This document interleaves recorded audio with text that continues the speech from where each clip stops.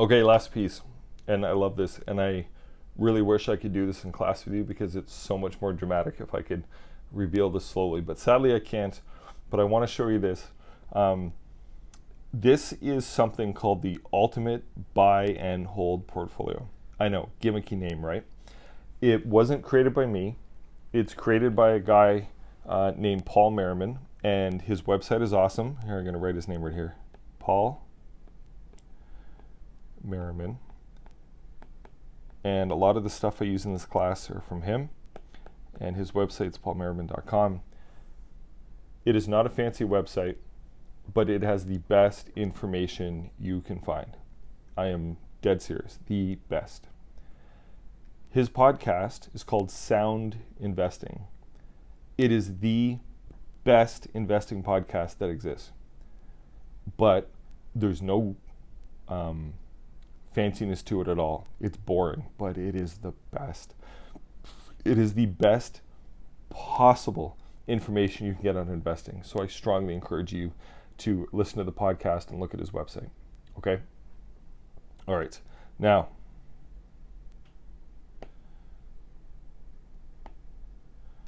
he invented this thing called the Ultimate Buy and Hold Portfolio. And students will come to me and say, okay, so what do I invest in? Canada, the US, some of each, Europe, Asia, emerging markets, Russia? Do I just invest in India and the NASDAQ? Do I invest all in small, medium, large, growth value? What do I do? You said investing was easy, but it sounds really confusing to me because how do I know how to mix and match all that stuff? And here's the truth. Nobody knows.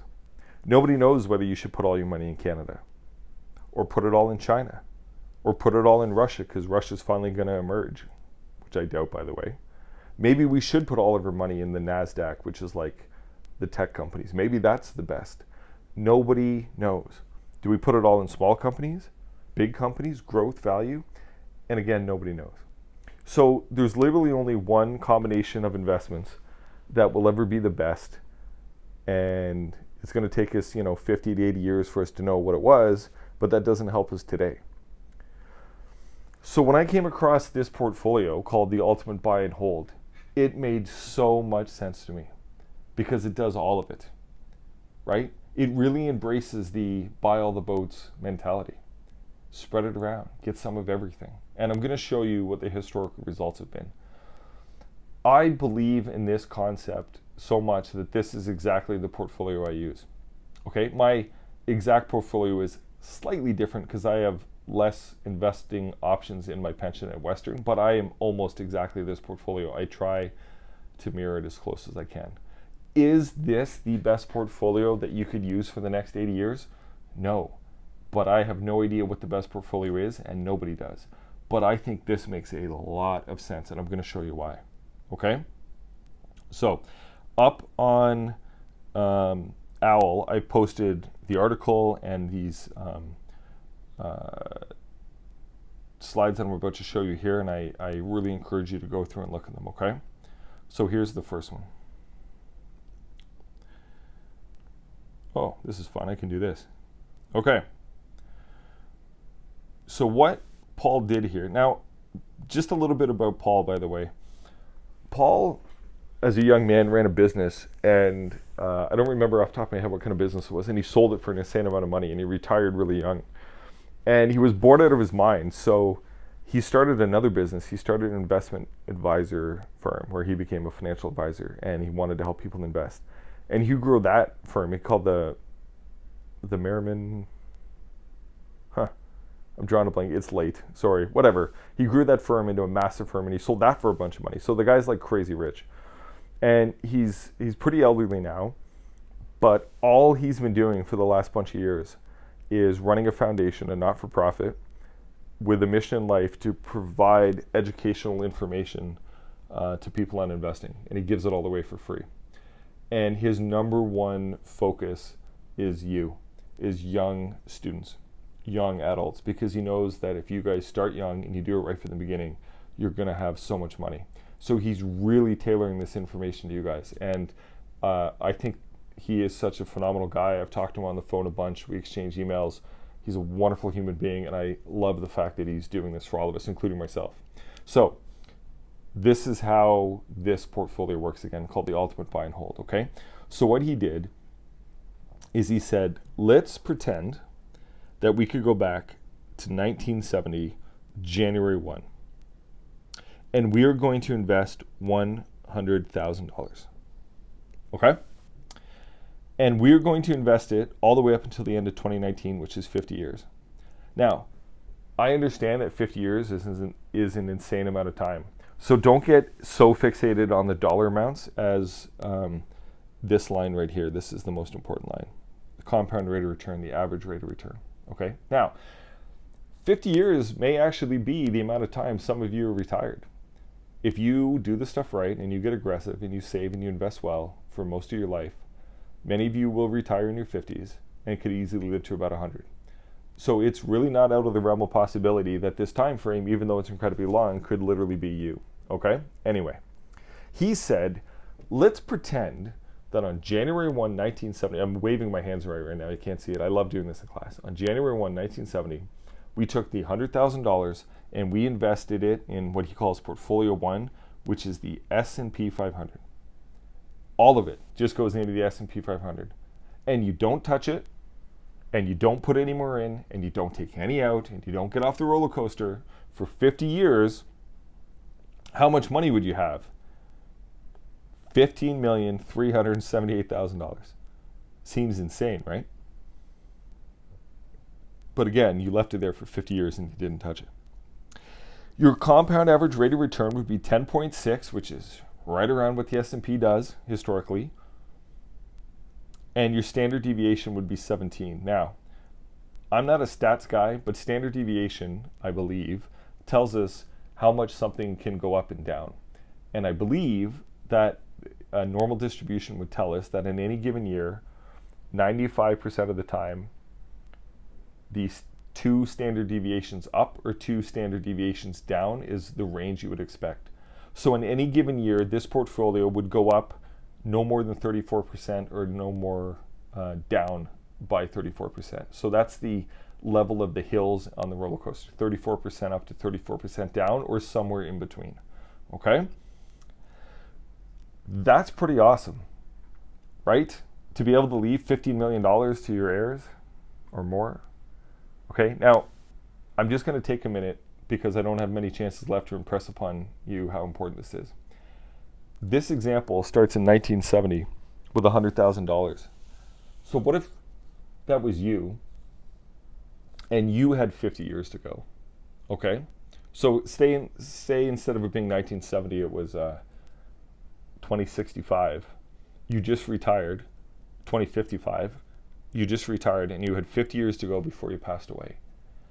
And you weren't starting with $100,000, you were starting with 10 million because that's what you saved up. And you let it grow for another 50 years. Now granted, you're going to be taking some out, but do you have any idea how much money you're going to leave behind to your heirs? I'm going to show you next week, I keep saying that, in the next lecture, just how much that could be. It's kind of insane. It's kind of insane, but time is your friend, right? That's why we start early and we don't get off the roller coaster. Okay, so Portfolio 1, S&P 500. So Paul said, what if we change this portfolio just a little bit? So down at the bottom of this table, you can see Portfolio 1, 100% in the S&P 500. He said, okay, let's do Portfolio 2 and make one little tiny change. We're going to put 90% in the S&P 500 and 10% in US large cap value. And if you remember, what that means is this 10% isn't the whole S&P 500. It's only the companies within the S&P 500 that are on sale, right? A good value at the time. So a teeny tiny change. It's all still US large cap because the S&P 500 is large cap. We're just going to take a little bit, 10%, and put it in the value. So he wanted to ask himself the question, did it make a difference? And all of this data we're looking at here is based on the actual returns of these asset classes. Okay, these aren't made up. Well, it did make a difference. Now instead of having 15.3 million, we had 16.9. Huh. So it added like 1.6 million more. It added 0.2% return. And look at that, the volatility actually went down a little bit. So we added plus 1.5 million bucks. Apparently I can't do math in my head. 1.5 million bucks. So what does that show us? That there is evidence of the value premium, that thing those guys won the Nobel Prize by telling us, that over long periods of time, value will beat growth. So just by adding 10% value, we got an extra 0.2% return, which over 50 years, in this case, equaled $1.5 million. Not bad for only 10% value, right?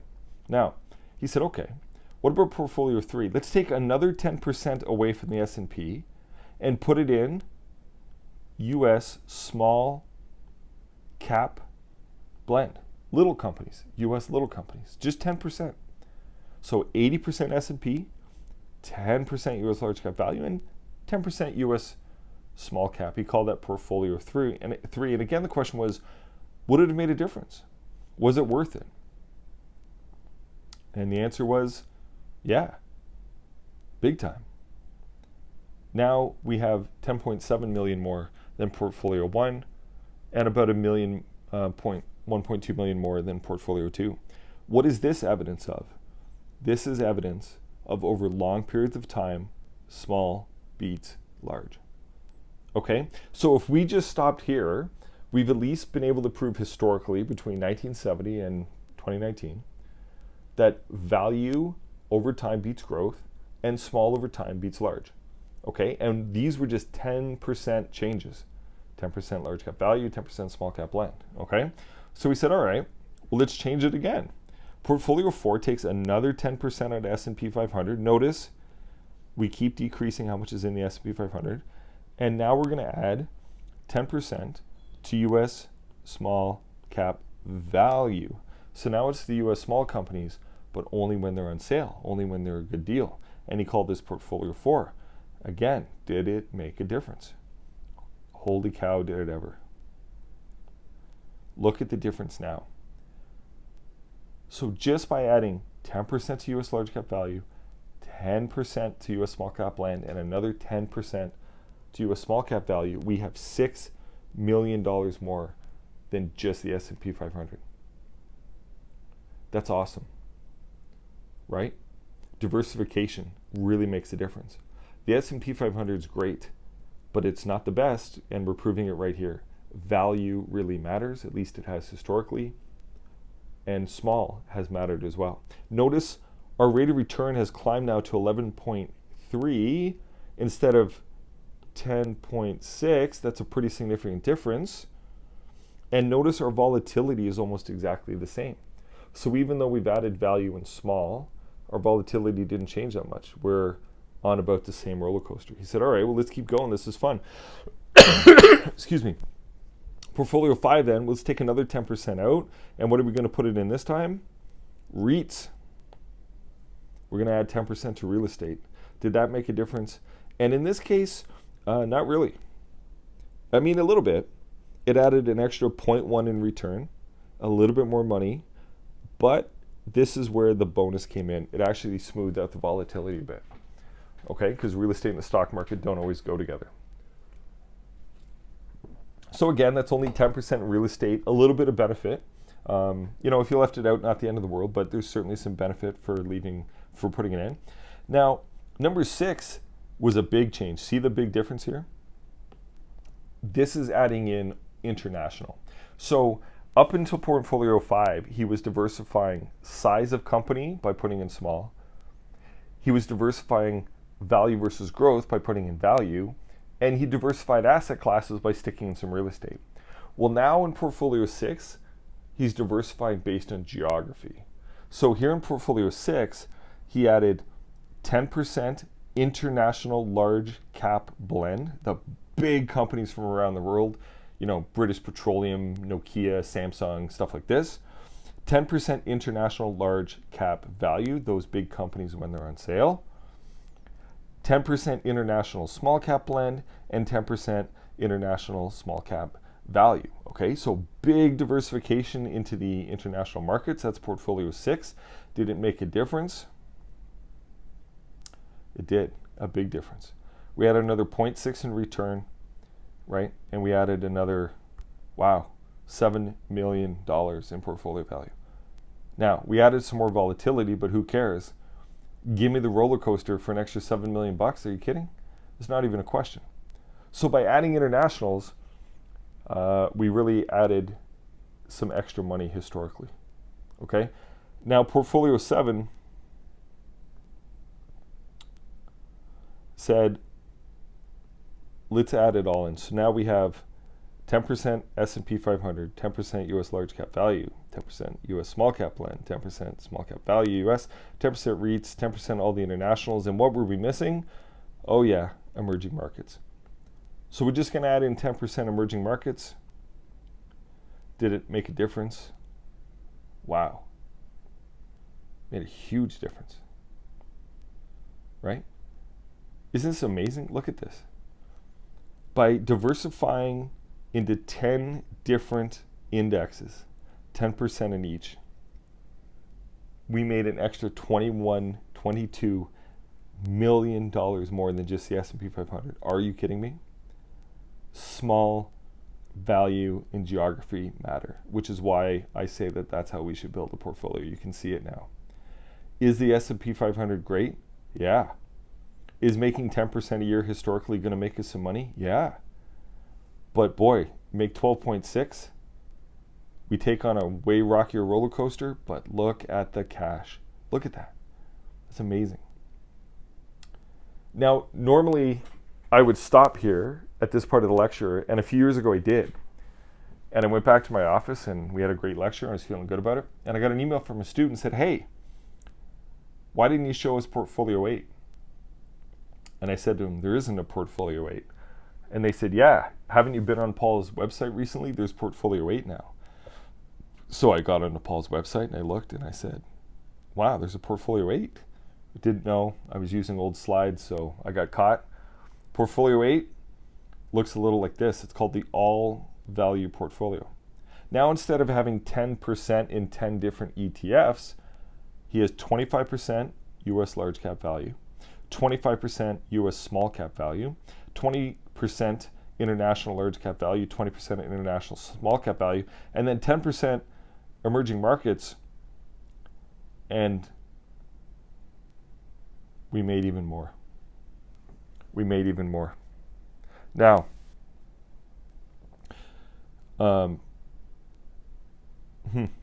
this is interesting. This has to be a typo.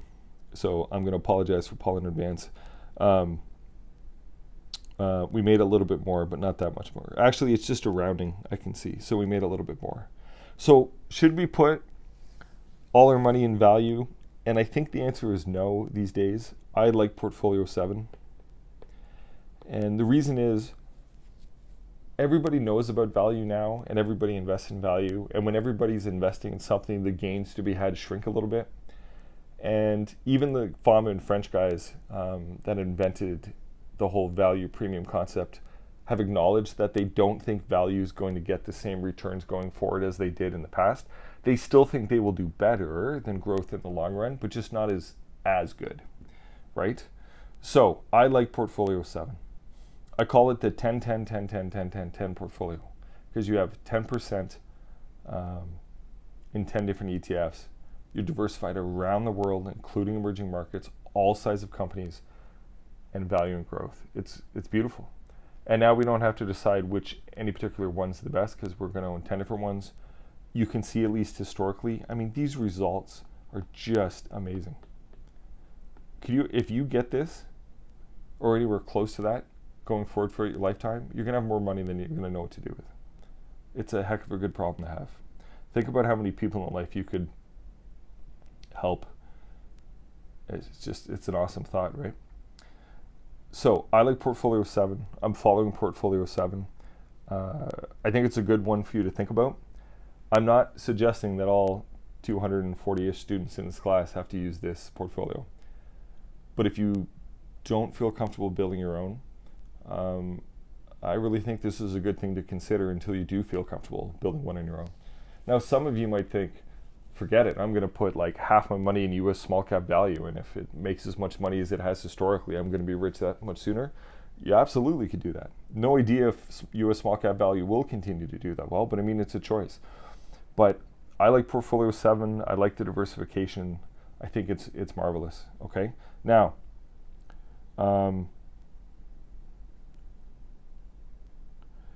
the only thing I want to show you now on this table before I leave it is, if you just allow me to get rid of some of this red, is the difference between the top chart and the middle chart. Okay? Because you'll see they look really similar. The key difference is this.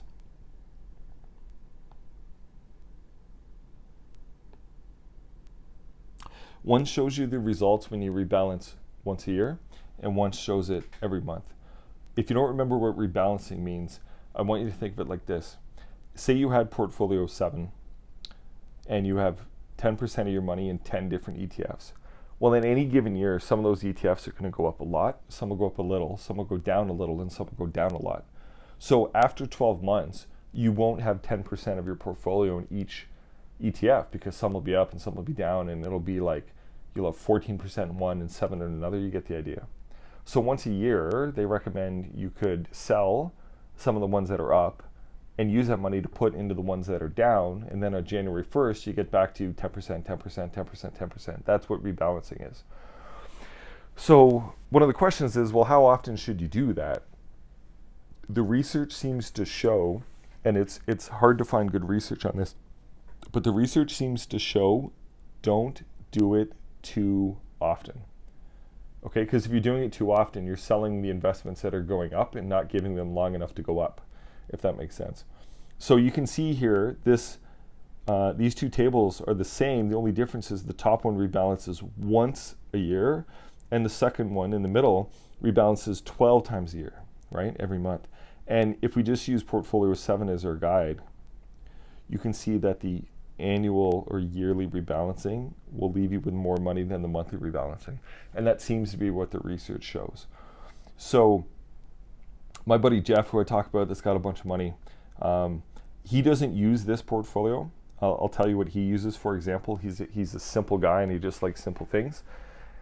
He puts 30% of his money in an ETF that buys the entire Canadian stock market. He puts 30% of his money in VTI, that US stock market fund. He puts 30% of his money in an international fund, which buys companies around developed Europe, like Germany and England and so forth. And he puts 10% in REITs. And I think he uses that VNQ one I showed you earlier, the US REITs. That's it. 4 funds, 30, 30, 30, 10. He rebalances once a year. So on January 1st, he puts all the money into his wife's RSP, his wife's TFSA, his TFSA. He maxes them out on January 1st. He rebalances to get back to 30, 30, 30, 10. And then he does absolutely nothing until the next January 1st. It takes him probably 30 minutes. He invests once a year, and it's been doing amazing for him.